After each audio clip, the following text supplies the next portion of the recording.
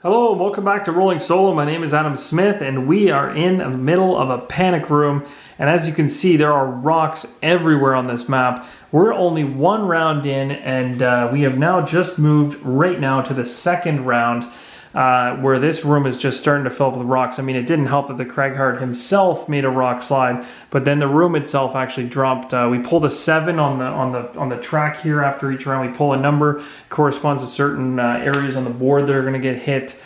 So anyway, we just got to avoid that at all possible costs and not get hit by anything. So it'll be wild. And if we get hit, apparently whoever gets hit gets double the trap damage, which is pretty insane. So let's get right into this round and see what we can do. So let me think about this. At this point in time, I guess for the Tinkerer being the weakest enemy on the board right now is actually this guy here who has, it's this guy here who has 4 damage on him. So the Craigart's going to be able to, should be able to take him out, and we should be able to get that done. Now the Tinker's got a wound marker on him, so he's going to want to maybe focus on healing as well this round. Might be a good idea. It might also be a good idea to get into a position to make a strong attack. We know this guy won't be coming at him today, or coming at him this round. This guy is too far away, so he'll be the only one that's kind of going to be a pain for him. So it's possible, knowing that his movement as a Night Demon is 4, if we can get 1, 2, 3, 4, if we can get far enough away from him, then that would be useful. 1, 2, 3, 4. If we could get 5 movement, that'd be great. That's pretty far away. I don't know if I can get that far. Yeah, that's a lot of movement. I don't really know if I can pull that off. I also, actually, you know what? The fact these guys are clumped together in a pile might be worthwhile doing an attack on this. So maybe what I'll do is I'll do an attack 4. And this is an attack 4 with, that's a pretty powerful attack, actually.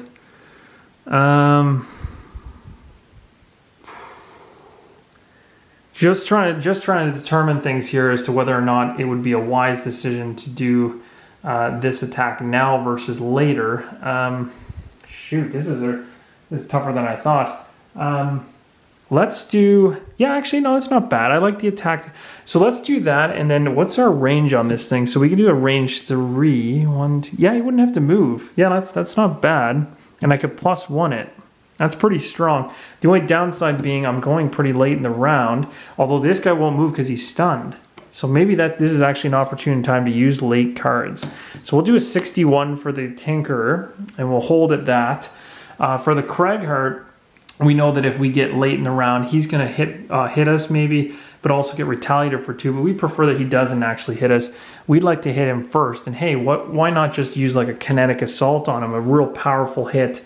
Just get him knocked right off the board right away.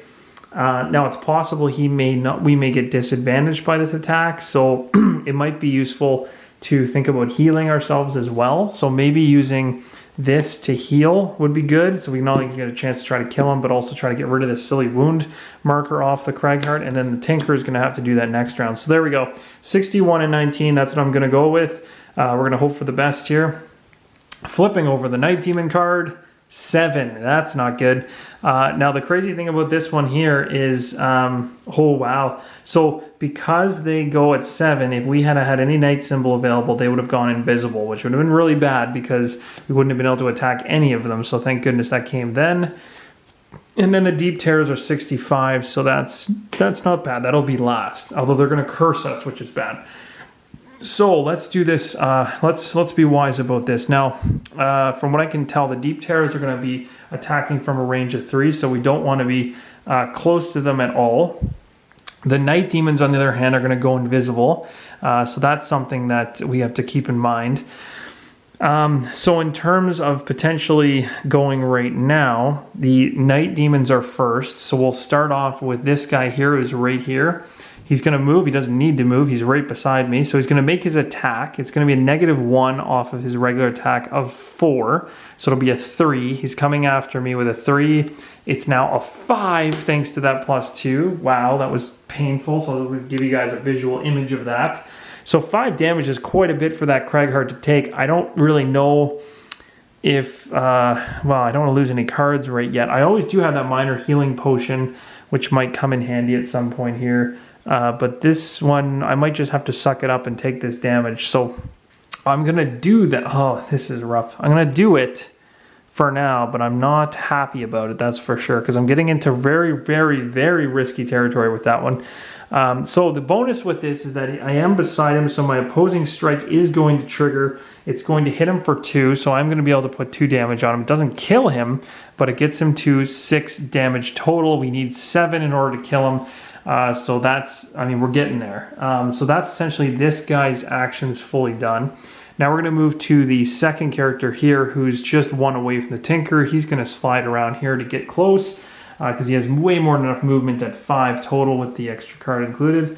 He's going to go ahead and make his attack, and now his attack's a 4 minus 1, so we know it's a 3. It's against the Tinker, and now it's a 4. Ouch. So they're really hitting us hard here. So I'm going to go ahead and take the 4 damage. This is getting dicey because my guys are getting into a situation where it's likely they need to play early cards and go invisible next turn and do some healing because they're kind of hurting right now. All right, so that's that. They've taken their damage. And then the third one is stunned for his turn, so nothing happens. He just basically stays put and is useless. So that's essentially it. Now we're going to move over to the Cragheart. Now the Cragheart's going to go right away. So he's going to go ahead with his kinetic assault. Essentially, he wants to hit this guy for as much damage as humanly possible. So he's going to go ahead. He's disadvantaged though because the Night Demons do cause disadvantage.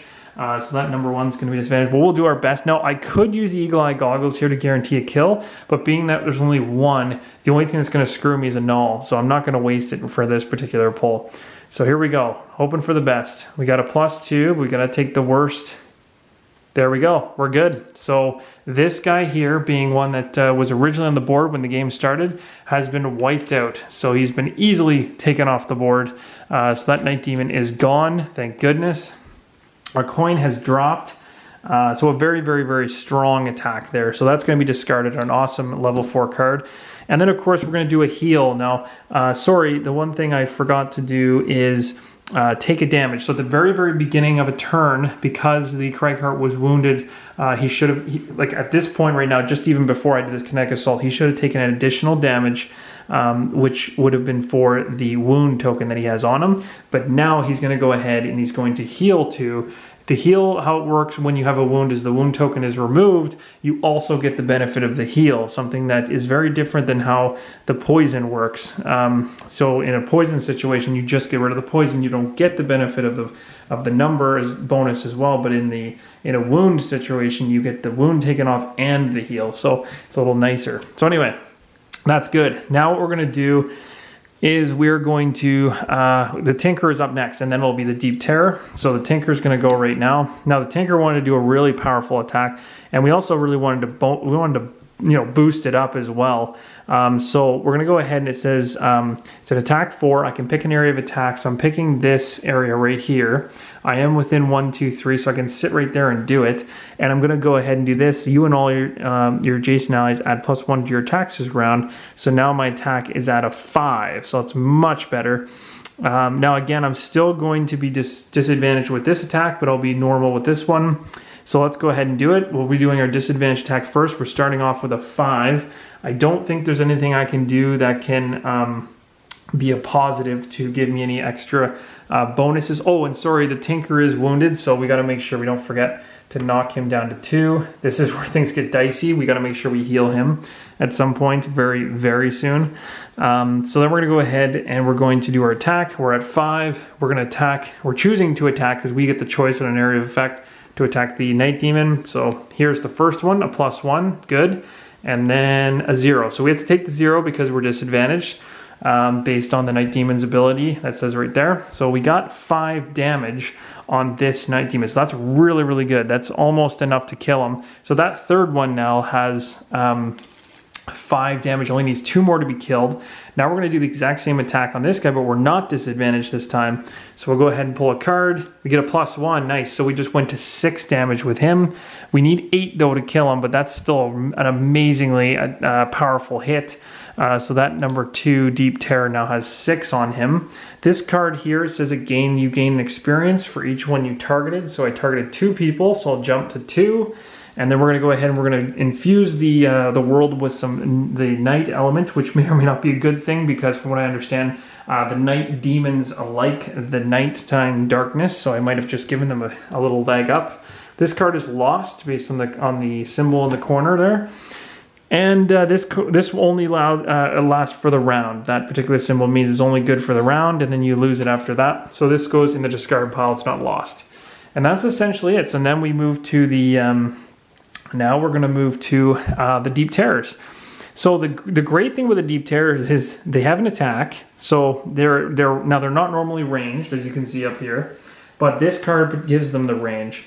And from where he's standing, 1, 2, 3 is too far from me, and 1, 2, 3. I'm too far in both cases. So luckily, even with all the targeting and everything, they cannot attack me with their current card. So this does not occur. Awesome. So we don't have anything to worry about there whatsoever. So we're doing pretty good, I think. We got a couple guys kind of, we got 2 individuals kind of waning down to death. These guys here are very weak. The Tinkerer should be able to do maybe like a reviving shock next turn and maybe pop them both off. So at this point in time, it is the end of the round. So what we'll do is we'll wane things down. So the night element goes down. We can't forget to do our flip of our token. So our token this time is a 2. A 2 states that we have to drop boulders from the ceiling, and they are dropping here. Oh, geez. So the Cragheart has now been completely sealed off in the room. So that's bad. And then there's one, two. There's one here. Wow. And it's getting a little congested in here. That's all I gotta say. It's getting a little tight. Oh, one lands right on him. So one lands right on this guy. So let me just read really quick what happens when it hits one of the enemies. If a figure in that hex where an obstacle is placed suffers double the trap damage and is forced to move into adjacent hex. If there's no viable adjacent hex to move into, that figure dies as a monster or is exhausted. Yeah, it's saying that any figure. So it landed on this too. It takes double the trap damage, and currently the trap damage is 5, so it takes 10 trap damage, which is way more than enough to kill it. It doesn't have any damage on it now, but it's wiped off the board because it would have taken double, which means 10. It's a regular monster, only has 7. So this thing dropped perfectly and just killed it. That's awesome. Is there any other 2s? So we put 1 here, we put 1 there. We put 1 up near the Cragheart. That's it. That's it for the 2s. Oh, sorry, no, there is another one. There is one more. It's close to the door, actually. It dropped here. Geez, they're everywhere. So we're getting to a situation where we need to move. We need to get to here as soon as possible in order to start hitting this thing, because if these rocks keep coming down, we're going to be in a very, very dire situation.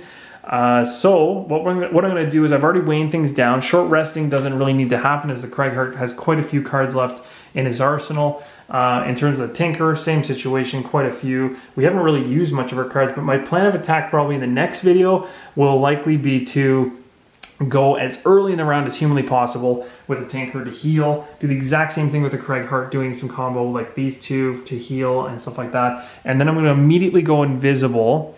But I'm also going to want to generate some type of movement along with that heal to try to get myself to get to the other side of the... So I may have to negate trying to attack things and focus more on getting out of this area of the side of the board to the other end, because I could run into a situation here, and I'm just checking my cards really quick, especially with the Cragheart. I want to be sure that I have a jump card somewhere. Yes, I do. I have a move 5 jump. So this is destroy all obstacles and disarm all traps moved through. So I could go ahead and jump over all of those things if I get stuck here. So that could be useful for me to get out of this corner, because as of right now he's trapped and I can't move over any obstacles, but I can definitely bust through them. So anyway, this scenario is pretty wild. Things are going okay. I mean, we've only a few enemies left, so we're not doing too bad. then the real focus is going to be coming over here and slamming this thing for as much damage as humanly possible, and we'll see if we can get into the next room here. So again, hope you guys are enjoying. Really sorry again about not being able to pump out 4, 5, 6 videos tonight. That was kind of what I was hoping to get done. All I got done was just a couple here, but I will be in the between Wednesday, Thursday this week, I'll be pumping out the rest of these. Hopefully we survive. I mean, this room keeps continuing to fill with rocks. We might be in some serious trouble, but we got a chance here, I think. It looks positive. I mean, at the same time, you look at our Craig card, it's got 3 health, which is nasty, and our Tinker is down to 2. So this is not an easy scenario. We haven't even really moved from the far end of the board yet, and we're already getting pelted. So we really probably do need to go invisible and heal up as fast as possible. But anyway, it's been a blast. I'm loving it. I also really want to thank everyone for watching. I really appreciate your support. If you aren't subscribed to the channel, it's the first time you found me, or first time you're watching through my playthroughs, please subscribe. I love knowing that you guys are on board and want to be a part of it. I know with this particular Gloomhaven campaign, I'm not stopping to ask your guys' opinion as much, but that's because it's been being filled at such a rapid pace that it hasn't allowed me to really stop and give you guys the option to chime in on things. But in future playthroughs, I want you to know my channel is designed around the idea of a community and trying to get you guys involved in what you're watching, and not just watching, even if that's just entertaining in itself. I really do want to hear your feedback and your thoughts on how you would particularly take a scenario. Maybe even with this, you would have looked at this and said, well, I wouldn't have gone there or there. I would have done something different. I want to hear that kind of stuff, because it helps with the strategy side of things. And I always want to play, or at least learn how to play more strategically efficient, I guess is the best way to say it. And this is one of those games where you can definitely look at your hand of cards, and there's definitely many options. Like, you can look at that hand of cards, and on the next turn, there's a ton of things I could choose to do, and everyone would look at it differently and choose something different. So anyway, long spiel there, but I just really want to thank you guys for joining on the channel, whether you're subscribed, not subscribed. I appreciate the likes, I appreciate the feedback, I appreciate everything you guys are doing so far. It's been amazing, it's been an awesome ride, and I am not stopping anytime soon, so do not worry about that. So anyway, this may be the last video for tonight, but I will be picking this up again, and we will be concluding the Gloomhaven Kickstarter campaign together. Whether winning or losing is involved, I will get through this scenario. So anyway, guys, hope you enjoyed, and until the next time, keep rolling solo.